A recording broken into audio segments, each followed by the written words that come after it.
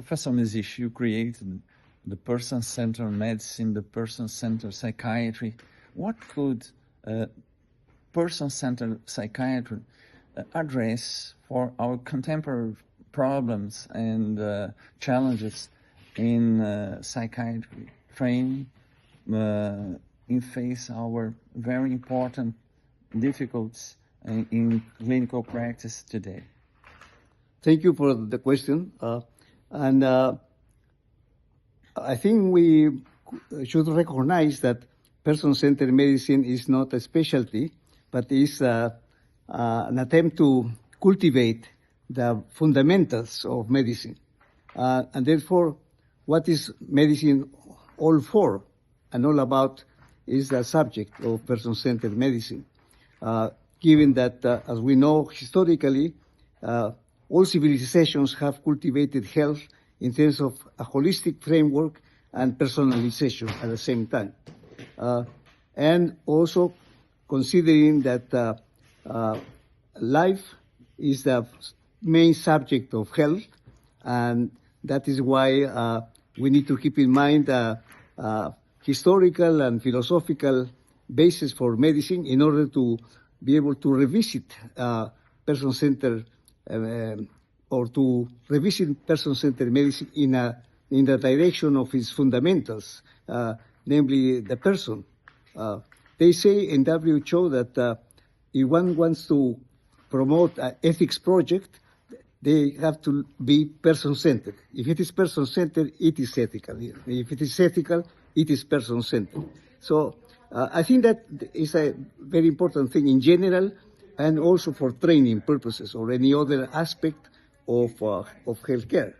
And then what is important, I would say that on one hand, it's very important the cultivation of the person, and also the system in which we practice, namely the health systems that are fundamental in order to be able to practice medicine in the way that it should be practiced.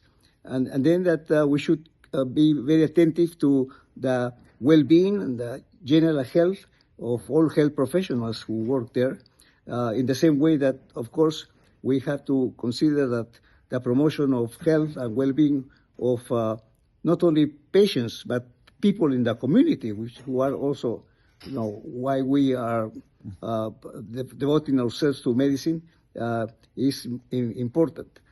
So more specifically, I think in terms of educational aspects or strategies, I think that in addition to paying attention to the health system, the educational system, it is, I think, important to have a program of education that is very careful in the very dedicated to the promotion of these perspectives from the beginning, from the selection of the students and the selection of the professors, and then to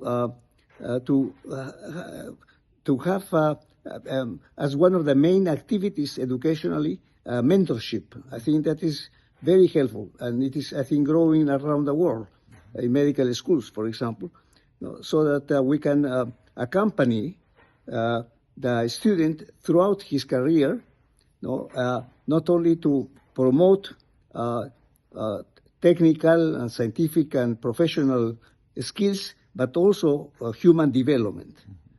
And this is important for the student, but also for the professors who benefit as mentors in this exercise of accompanying our students throughout their careers. Okay, thank you very much. Thank you very much for your interest, Professor Pereira.